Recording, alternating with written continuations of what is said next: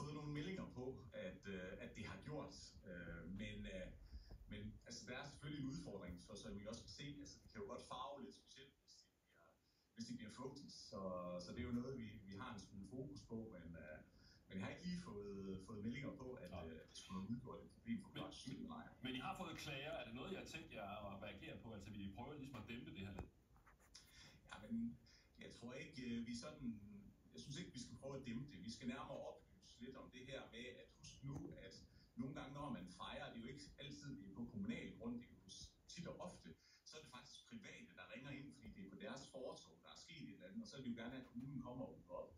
Men det her med en opmærksomhed på, at tænk jer nu lige lidt om, når I fejrer det her. Jeg synes ikke, det er den 25-årige, der skal ud og rydde op bagefter. Det må være dem, der fyrer de her kanoner af, eller hvad det nu gør.